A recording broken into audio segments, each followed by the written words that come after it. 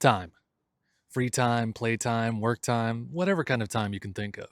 Always too much or never enough, huh? And the worst part is, it's always moving forward.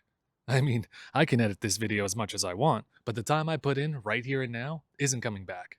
Mistakes, choices, birthdays, all of these moments are a blip in history for you and me. What's done is done, and we can't change that. But what if it wasn't? If you could go back and change the past, would you do it? Give yourself an upper hand or a second try with the knowledge you have now.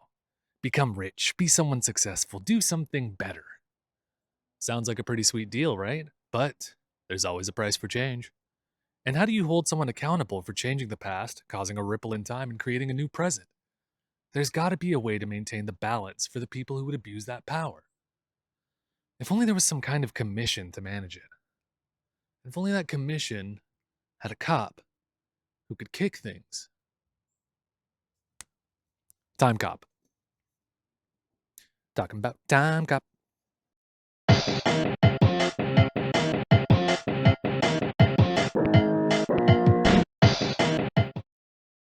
I'm gonna talk about the movie first. And yes, this is important for later, so trust me.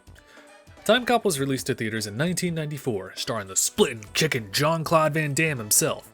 It was written by Mark Verheiden and produced by Mike Richardson, who both had a hand in the initial comic book creation from Dark Horse Comics. They've also been parts of other movies and TV shows like The Mask, Battlestar Galactica, Hellboy, and Mystery Men. Peter Hyams directed this futuristic action sci-fi jam, with 16 other movies being under his belt as early as 1972. General spoilers for the movie, so if you haven't watched, skip ahead. The year is 1994. Time travel is real, but it can hurt you. An agency to protect the flow of time is created by US officials called the Time Enforcement Committee, or TEC for short. Max Walker, played by Van Damme, gets hired to join. After a home invasion leading to his wife's death, he's become a trauma-ridden cop who's reliving the past 10 years later. The man who killed his wife is Aaron McComb, a corrupt politician who's determined to become president by any means necessary. Time trips, a betrayal, and eventually meeting past selves later, the two have a climactic showdown in Max's home. Max survives, saves his wife, and even stops Aaron from existing in the future.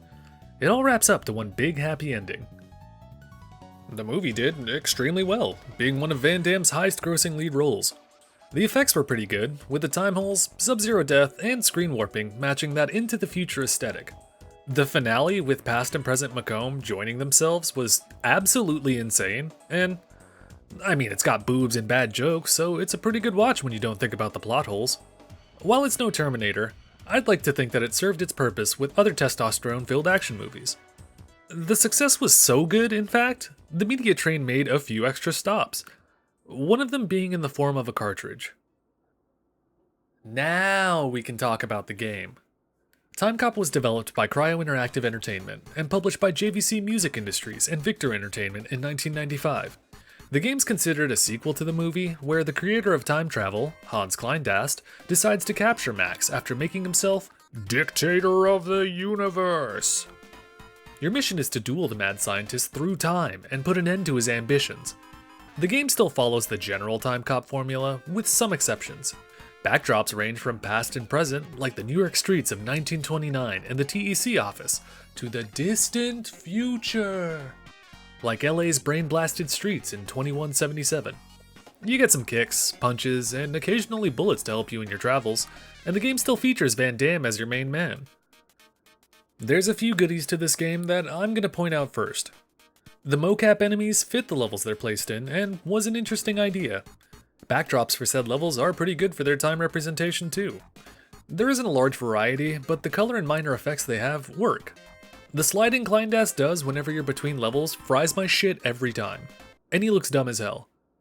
I think going for a sequel instead of a direct one-to-one of the movie was neat, seeing as most movie tie-ins just rinse and repeat material they've got. Music's pretty good, with the first level featuring a couple words to bop your head to while you kick and punch.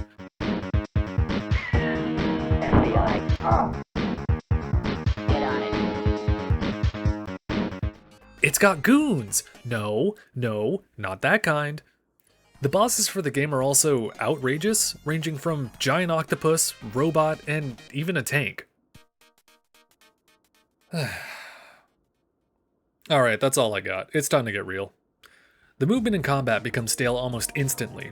Jump kicks are your best friend, but the timing can be weird, which means you'll do a second one on the ground and get hit if you miss. Why in the hell is there a turnaround animation? It happens when you flick the opposite direction after running, and it's almost guaranteed to get you hurt if there's an enemy nearby. And there are enemies nearby. Mobsters, turrets, octopuses. So many octopuses. All three are annoying to deal with. The areas are hard to navigate and don't have any clear direction, just an exit sign in one of the corners of the map. You'll run out of bombs and bullets real quick too. The timer doesn't help at all either, since those average 3 minutes go by quickly when you're lost. Yeah, there's some extra power-ups here and there, but it's still cutting it close. Some of the bosses have no indication they're being damaged. They gave up giving them flashing animations halfway through. Also, what's up with the ending? No closure or congrats, just a quick effect and looping credits to put an icing on the cake. God, just thinking about it makes me... I can go on about the problems of this game, but then it'd just be the bad and not the good and bad. The digital motion and levels are great in concept, but created flooded environments of confusion and chaos. The story feels like it would have been better as a comic or short video instead of a wall of text. The music's probably the best thing about this game, and holy shit, David Cage composed this? Huh. The ending credits loop feels like the final twist of irony, seeing as you can't escape it unless you reset the console. The entire game screams rush job, and it shows everywhere. And even with all of that, I still kinda like this game. It gave me a reason to watch the movie for the first time, learn about some of the people behind the franchise, and even beat the game for this video. Cryo Interactive filed for bankruptcy back in 2002, eventually dissolving into Dreamcatcher Interactive. The company's paid for its sins, and movie games have a tendency to be not good anyways. Van Damme wasn't directly affected by this game either, since he's been getting work as recent as 2025. The Expendables, Kung Fu Panda, Minions... The Bouncer! And I mean, for anyone who wants a true sequel, there's always the TimeCop 2 movie they released that has Van Damme. Oh. I'm realizing that I want this series to do more than just love or hate these games.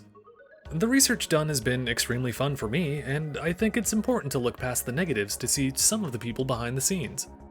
Any form of media takes work, whether it's good or not. Does that mean that you should play this game? No. God, no. Leave it to me, or a professional instead. Another thing beautiful about bad games is they have a knack for making a decent speedrun. You take that jank and flip it on its head to make it fun or get a world record. There's also tons of communities who love this stuff, like GDQ's Awful Block and retro enthusiasts looking for games that suck ass. There's a spot for it on somebody's list, it just doesn't have to be yours. Childhood memory or a forgotten mess, TimeCop's existence is real. And like it or not, it's something I wouldn't change. I guess I can give you guys a hint on the next project too. It's only fair if you made it this far. Or skip through time, whoa! It's a popular series, features street fighting, and is from popular gaming giant Capcom. That's right, it's all you get for now. Thanks for watching.